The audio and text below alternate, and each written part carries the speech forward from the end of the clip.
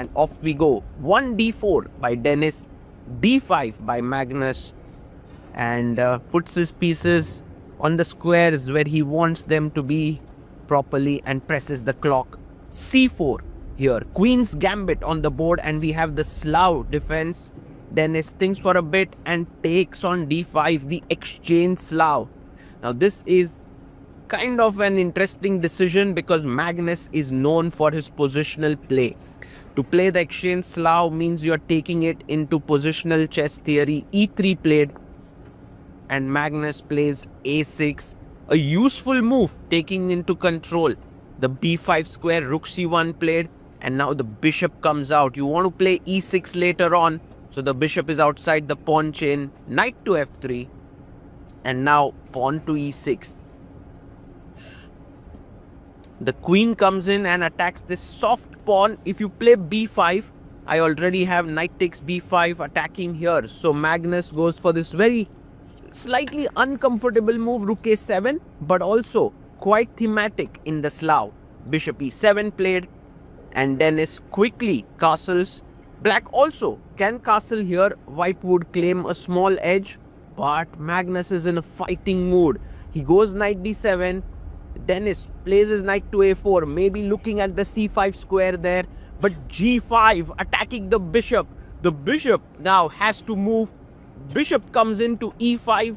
The rook is attacked here. Well, you must take the bishop.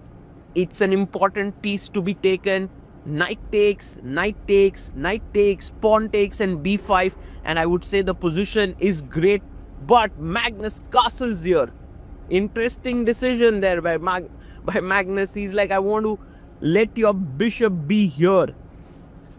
The bishop comes back to g3, and now h5, trying to trap the bishop with h4. Dennis plays the calm move h3. If h4, you just drop your bishop back, but Magnus is going even further on the offensive. g4, pawn takes, and now is this pawn a strength or a weakness?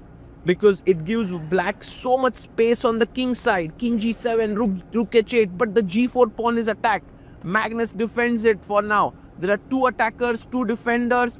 Dennis brings in the third attacker here on the g4 square. The knight jumps in, attacking the bishop on g3. And I guess Dennis does not want his pawn structure to be ruined, so he plays his bishop up to f4. What to do about the g4 pawn? It's still so soft. Bishop g5 played here by Magnus, and Dennis says, thank you so much, Magnus, for this free pawn. Bishop takes bishop, pawn takes, and now you can see that white is not only a pawn up, the black rook is also weirdly positioned on a7, but Magnus says, I have a trump card here, and the trump card is the open h file, and I'm going to make use of it. Dennis takes on f5, e takes f5, and now rook h8, queen f6, queen h6. These are the ideas in the position. g3, I like this move. Rook h8 played here by Magnus.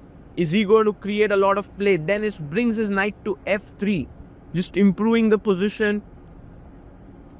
And Magnus first improves the rook. Maybe it will double down the h file to attack. King g2, I love how calmly Dennis is building up his position. Queen to f6. Queen h6 could be an idea, but white already has rook h1. Knight comes to c3, attacking the pawn on d5. Plays rook to d8. Not a move that Magnus would like to play happily, but he has to. And now queen to d3 played. If queen h6 is played here, you have rook h1. So he plays rook h5. Rook comes to h1, and now queen h6. Look at the trap that Magnus has set. If you take, and rook h1, I simply take and fork you. This is not something that's great. So queen e3 played here and tripling down the h file. Wow, Dennis has to remain careful. He takes here. Queen takes, threatening checkmate. Queen h3, queen h1, but the knight blocks the h file. Knight h4, looking at the weakened pawn here. And now knight goes back to f6. And Dennis brings his rook to h1. Slowly and steadily, he is putting on pressure on Magnus. And what I love is he's not getting intimidated by Magnus Carlsen. He's also keeping a very good time on the clock. King f8 played by Magnus here, removing the king. But there could be some knight g6 check threats which Magnus could have missed. Is it coming in here?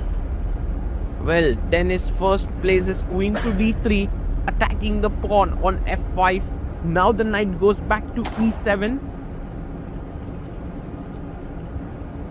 And there's still a chance for this tactic of knight g6. Knight to e7 and knight g6 played. You can see Magnus Carlsen is so unhappy there. He has missed this. F takes g6, rook takes h5, takes it now. He's material down as well in the position, apart from being positionally worse. And Dennis, let's see if he manages to convert. Best of players have faltered against Magnus. King f7. Magnus always keeps a lead on the clock. He wants to play quickly. Knight g1, bringing the knight from f3 to h4 is his plan. Magnus quickly pushes his pawn to h4, trying to break the position. He takes it. Doesn't want to let the pawn come any further. Now Magnus chops off the pawn on h4, attacking here on the f4 square. But Dennis calmly plays his knight to h3. I love the calm and the poise with which this boy is playing. It doesn't feel like he's playing the world number one. It just feels like he knows his position is better and he's just going to grind it out. That's the confidence that you want in your life. Knight c6 played.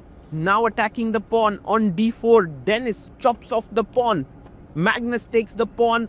Dennis takes another pawn, getting two passers on the queen side. And now Magnus gives a check. King comes to f1. Rook goes back to h4. You can see Magnus is sort of shifty in his check. Queen d3 defending. Knight goes back.